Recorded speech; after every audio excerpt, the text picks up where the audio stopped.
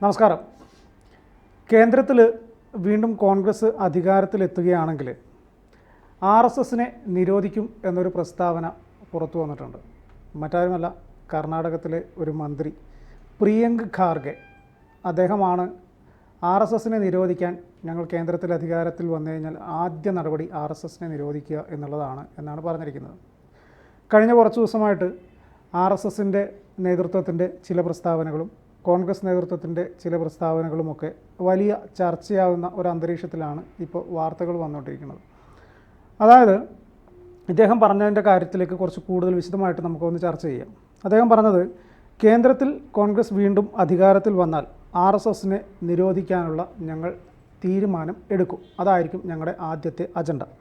RSS സമൂഹത്തിൽ വിദ്വേഷം പ്രചരിപ്പിക്കുന്നു, നിയമത്തിൻ്റെ പരിധിക്കുള്ളിൽ പ്രവർത്തിക്കാത്ത ഒരു സംഘടനയാണ്. ഇന്ത്യ എന്ന മഹാരാജ്യത്ത് ഓരോ സംഘടനകളും പ്രവർത്തിക്കേണ്ട ചില ചട്ടക്കൂടുകളുണ്ട്. ഓരോ നിയമത്തിനുള്ളിൽ നിന്ന് മാത്രമേ എത്ര വലിയ സംഘടനയായാലും അത് രാജ്യം ഭരിക്കുന്ന സംഘടനയാണെങ്കിലും പ്രവർത്തിക്കാൻ സാധിക്കൂ. അതുകൊണ്ട് തന്നെ ഇന്ത്യ മഹാരാജ്യത്ത് രാജ്യം ഭരിക്കുന്ന പാർട്ടിയായാലും ഏത് രാഷ്ട്രീയ സംഘടനയായാലും മറ്റ് സന്നദ്ധ സംഘടനയായാലും ആരായാലും രാജ്യത്തെ നിയമം അനുശാസിക്കുന്ന രീതിയിൽ നിയമത്തിൻ്റെ ചട്ടക്കൂടുകൾക്കുള്ളിൽ നിന്നുകൊണ്ട് മാത്രമേ പ്രവർത്തിക്കാൻ സാധിക്കുകയുള്ളൂ.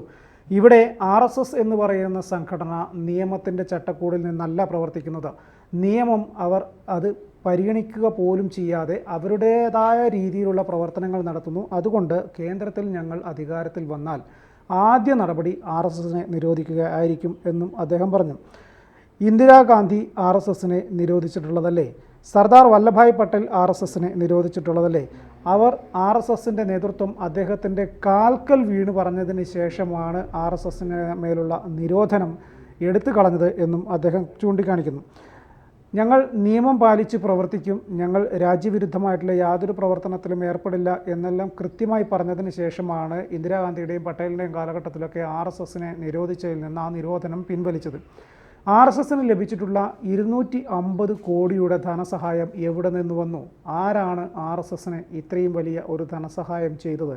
അതിൻ്റെ ഉറവിടം എന്ന് വെളിപ്പെടുത്താൻ പോലും RSS തയ്യാറായിട്ടില്ല. എന്താണ് അതിൻ്റെ പിന്നിൽ അവർക്ക് മറച്ചു വെക്കാനുള്ളത് തുടങ്ങിയ കാര്യങ്ങളാണ് അദ്ദേഹം ചോദിച്ചിരിക്കുന്നത്. നേരത്തെ കഴിഞ്ഞ മാസം 27-ാം തീയതി എക്സിൽ ഒരു പോസ്റ്റിൽ RSSൻ്റെ പ്രവർത്തനങ്ങളുടെ ചരിത്രപരമായ രേഖ എന്ന് വിശേഷിപ്പിച്ചുകൊണ്ട് മല്ലികാർജുൻ ഖാർഗെ കുറച്ച് വിമർശന കുറിപ്പുകൾ എഴുതിയിട്ടുണ്ടായിരുന്നു. അതായത് RSS രാജ്യത്ത് ഏതൊക്കെ രീതിയിലാണ് പ്രവർത്തിക്കുന്നത് എന്നതിനെക്കുറിച്ച്. അതിൽ പ്രധാനപ്പെട്ട 1-2 കാര്യങ്ങൾ അദ്ദേഹം ചൂണ്ടിക്കാണിച്ചത് സ്വാതന്ത്ര്യ സമര കാലഘട്ടത്തിലെ RSSൻ്റെ പ്രവർത്തനങ്ങളെക്കുറിച്ചാണ്. ഉപ്പ് സത്യാഗ്രഹത്തിലോ ക്വിറ്റ് ഇന്ത്യ സമരത്തിലോ മറ്റ് സ്വാതന്ത്ര്യ സമരവുമായി ബന്ധപ്പെട്ട ഏതെങ്കിലും ഒരു സമരത്തിലോ RSS എന്ന സംഘടനയോ അതിൻ്റെ നേതൃത്വം നൽകിയിരുന്ന നേതാക്കന്മാർ ആരെങ്കിലുമോ അതിൽ പങ്കെടുത്തതായിട്ട് നിങ്ങൾക്ക് ചൂണ്ടിക്കാണിക്കാൻ സാധിക്കുമോ? അത്തരത്തിൽ രാജ്യത്തിന് സ്വാതന്ത്ര്യ സമരവുമായി ബന്ധപ്പെട്ട് നിങ്ങളുടെ പ്രവർത്തനങ്ങൾ എന്തെങ്കിലും ഉയർത്തിക്കാണിക്കാൻ സാധിക്കുമോ എന്ന് മല്ലികാർജുൻ ഖാർഗെ അദ്ദേഹത്തിൻ്റെ എക്സിൽ കുറിച്ചിരുന്നു. വളരെ വിമർശനപരമായിട്ട് RSSനെ അറ്റാക്ക് ചെയ്യുന്ന രീതിയിലായിരുന്നു അദ്ദേഹം ചെയ്തിരുന്നത്. സ്വാതന്ത്ര്യത്തിൻ്റെ തലേന്ന് RSS ത്രിവർണ്ണ പതാകയെ എതിർത്തുവെന്നും മഹാത്മാഗാന്ധിയുടെ വധത്തിന് ശേഷം മധുരപലഹാരങ്ങൾ വിതരണം ചെയ്തു എന്നും വളരെ വളരെ ഇമ്പോർട്ടൻ്റ് ആയിട്ടുള്ള കുറച്ച് കാര്യങ്ങളാണ് മല്ലികാർജുൻ ഖാർഗെ പറഞ്ഞിരുന്നത്. ഭരണഘടനയ്ക്ക് പകരം മനുസ്മൃതി നടപ്പിലാക്കണമെന്ന് പ്രചാരണം നടത്തിയെന്നും അദ്ദേഹം ആരോപിച്ചു.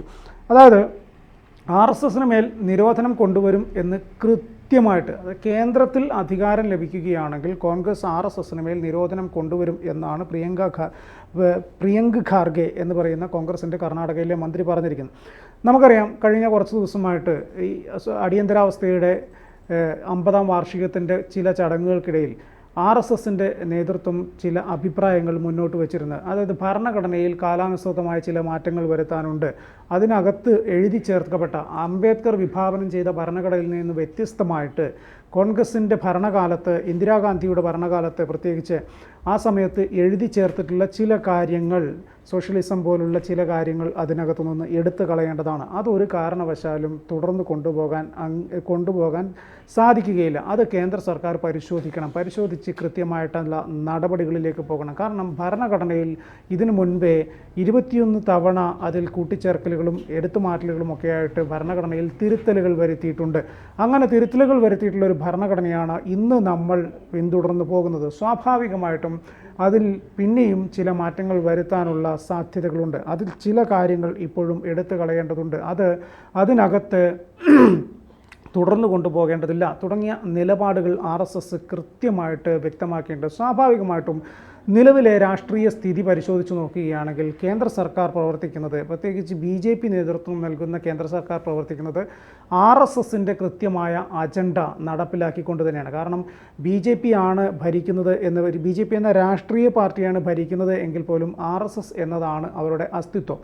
RSSൽ നിന്ന് കൃത്യമായിട്ട് ലഭിക്കുന്ന വിവരങ്ങൾ അല്ലെങ്കിൽ അവിടെ നിന്ന് കിട്ടുന്ന നിർദ്ദേശങ്ങൾ അനുസരിച്ച് മാത്രമാണ് നരേന്ദ്രമോദി ആയാലും ആഭ്യന്തരമന്ത്രിയായിട്ടുള്ള അമിത്ഷാ ആയാലും ഒക്കെ പ്രവർത്തിക്കുന്നത്. അവർക്ക് മുന്നോട്ടുള്ള പ്രവർത്തനങ്ങൾ ഏത് രീതിയിൽ കൊണ്ടുപോകണം എന്ന കൃത്യമായ നിർദ്ദേശങ്ങൾ നൽകുന്നത് RSSൻ്റെ ആസ്ഥാനത്തു നിന്നാണ്. സ്വാഭാവികമായിട്ടും മുൻകാലങ്ങളിലെല്ലാം RSSൻ്റെ പ്രധാനപ്പെട്ട നേതാക്കന്മാരായിരുന്ന നരേന്ദ്രമോദിക്കും അതോടൊപ്പം തന്നെ അമിത്ഷായ്ക്കുമൊക്കെ ഇപ്പം മറ്റ് മന്ത്രിമാർക്കാണെങ്കിൽ പോലും കൃത്യമായിട്ട് പ്രവർത്തന ശൈലി മുഴുവൻ അവരുടെ ബേസ് എന്ന് പറയുന്നത് RSSൻ്റെ ചട്ടക്കൂടാണ്. RSSൻ്റെ ചട്ടക്കൂടിൽ നിന്നുകൊണ്ട് തന്നെയാണ് ഇവരെല്ലാവരും ഇപ്പോഴും പ്രവർത്തിക്കുന്നത്.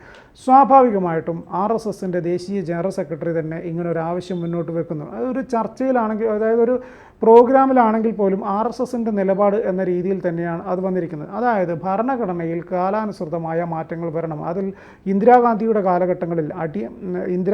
കാലഘട്ടത്തിൽ അടിയന്തരാവസ്ഥയുടെ കാലത്ത് എഴുതി ചേർത്ത ചില കാര്യങ്ങൾ അത് എടുത്തു കളയുക തന്നെ വേണം എന്നാണ് പറഞ്ഞിരിക്കുന്നത്. സ്വാഭാവികമായിട്ടും അത്തരം ഒരു ആവശ്യം മുന്നോട്ട് വരുമ്പോൾ അത് രാഷ്ട്രീയപരമായിട്ടും അല്ലാതെയുമൊക്കെ വലിയ ചർച്ചയ്ക്കുള്ളൊരു വാതിലാണ് തുറന്നു വെക്കുന്നത്. അതുകൊണ്ട് തന്നെയാണ് അങ്ങനെ ഒരു നീക്കം കേന്ദ്ര സർക്കാരിൻ്റെ ഭാഗത്തു നിന്നുണ്ടായാൽ പല്ലും നഖവും ഉപയോഗിച്ച് ഞങ്ങളതിനെ എതിർക്കും എന്ന് ദേശീയ നേതാവായിട്ടുള്ള കോൺഗ്രസിൻ്റെ മല്ലികാർജ്ജുൻ ഖാർഗെ തന്നെ, പ്രസിഡന്റ് തന്നെ പറഞ്ഞിരിക്കുന്നത് അങ്ങനെയാണ് ഞങ്ങൾ അതിനെ നേരിടാൻ പോകുന്നത്. അതായത് RSSൻ്റെ നിർദ്ദേശം അനുസരിച്ച് BJP അത്തരത്തിലൊരു തീരുമാനമെടുത്ത് മുന്നോട്ട് പോകാൻ, അത് നടപ്പിലാക്കാനാണ് ശ്രമിക്കുന്നതെങ്കിൽ കേന്ദ്ര സർക്കാരിന് വലിയ സമരങ്ങളെ നേരിടേണ്ടി വരും.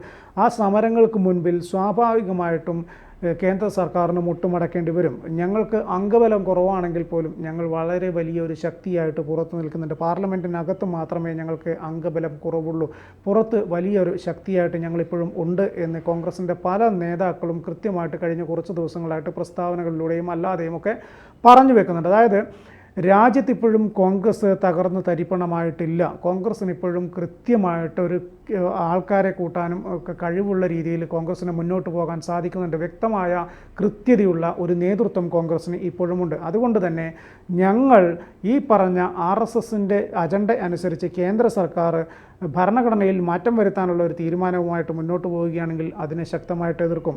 മറ്റൊരു പ്രധാനപ്പെട്ട ഒരു കാര്യം, അടുത്ത ഭരണം കോൺഗ്രസ്സിനാണ് ലഭിക്കുന്നതെങ്കിൽ RSS എന്ന് പറയുന്ന സംഘടനയെ പോലും നിരോധിക്കാൻ ഞങ്ങൾ തയ്യാറാണ്. അതിനുവേണ്ടിയുള്ള പ്രവർത്തനങ്ങളുമായിട്ടായിരിക്കും ഇനി ഞങ്ങൾ മുന്നോട്ട് പോവുക എന്ന് തന്നെയാണ് കോൺഗ്രസിൻ്റെ പല നേതാക്കളും പറഞ്ഞു വെക്കുന്നത്.